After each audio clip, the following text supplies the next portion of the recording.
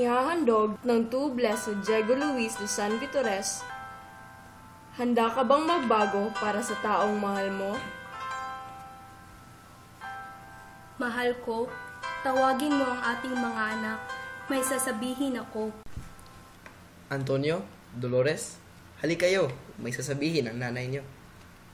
Ano po yun, inay? Anak, Fernando. Nay, may problema po ba kayo? Sana hindi kayo mabigla sa aking sasabihin. Ako ay may cancer. Halika, Gloria. Sumama ka sa akin at pupunta tayo sa ospital. May natitira pa sa itinipon kong pera. Hindi. Huwag na. Ako ay may ilang buwan, linggo, o araw na natitira. Ayoko pag-aksayin ang oras ko sa pagpapagamot. 2 taon na akong may cancer.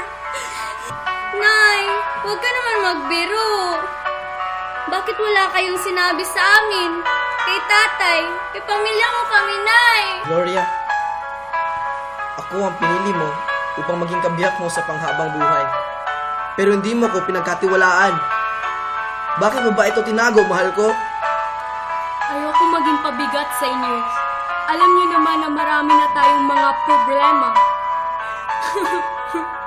Nay! Gloria! Huwag na kayong mag-alala.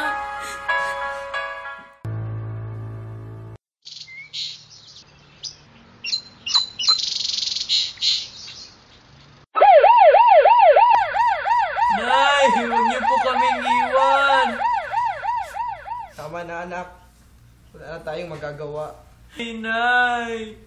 Tama na, Antonio. Hindi mo pa ba matanggap? Wala na si inay. Wala. Patay na siya. Mga anak, uuwi na ako. Parang wala kang pakialam kay inay. Akala mo ba ikaw lang nasasaktan? Mas masakit ito para kay itay. Hayaan mo muna siyang magpahinga. Pare! Para kay Gloria! Gloria, pare! Inuman tayo, pare! Parang beer! Parang beer na nga yan eh! Sarap! Gloria, dito ka sana eh. Tay, bakit po kayo umiinom? Bawal yan sa inyo. Halina po kayo, umuwi na po tayo. Sabi ko, pabayaan mo ako. Alis! Tay!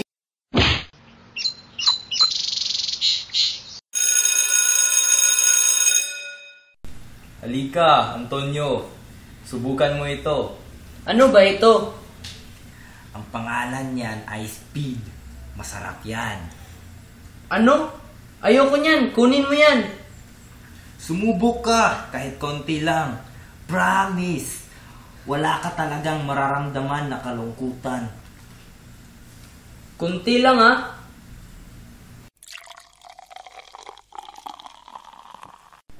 Oh, anong pakiramdam? Ang taas ko, grabe pare, lumilipad ako. Grabe, ang sarap, yeah! Pare, dito lang tayo. Walang kwenta mga tinuturo dyan. Heto pare, sigarilyo. Anong ginagawa niyo? May klase ngayon. Ano rin ginagawa mo? May klase ngayon. At saka nagsisigarilyo pa kayo. Masama yan sa kalusugan niyo. Ba't ka nagre-reklamo dyan? Ikaw bang nagsisigarilyo? Sinisira mo buhay mo. Magbago ka na habang may pag-asa pa. Pare, mukhang tama siya.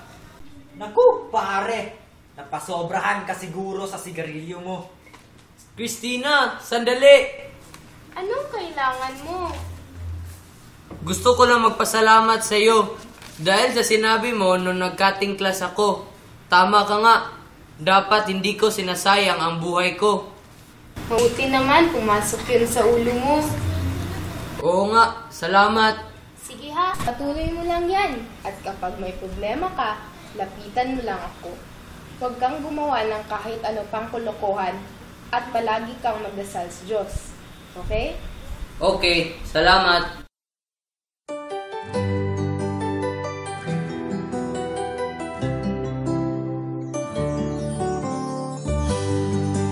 Mahal kita, Christina. Mahal na mahal din kita, Antonio. Ano to, Christina? And who's this? This guy? Ma, siya po si Antonio. Nobyo po siya. What? Goodness, Christina? Sana mayaman ang pinili mo. Ma'am, Shut up! Hiwalayan mo na ang anak ko. Hindi siya karapat-dapat para sa'yo. Layas! Bakit ka pumapatong sa isang hampaslupang kagaya nun? Are you out of your mind? Ma, mabait po siyang tao. Ginagamit ka lang niya. Huwag ka na magpapakita sa kanya. You hear me? Baka anong pang magawa ko sa kanya. Opo, Ma.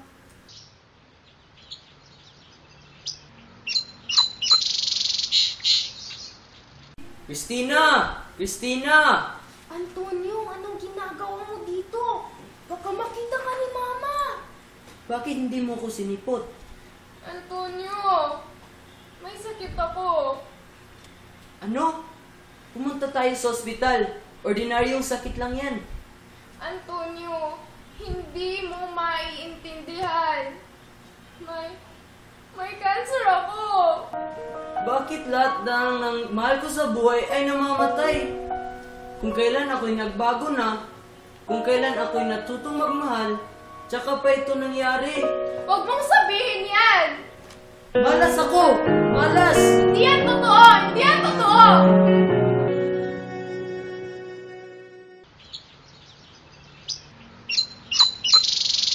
Antonio!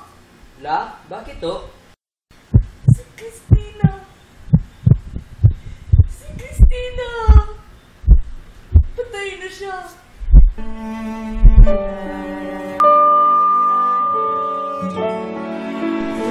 Hindi yan totoo! Hindi yan totoo! La, sabihin mo sa akin, hindi yan totoo! Panaginip lang to, La!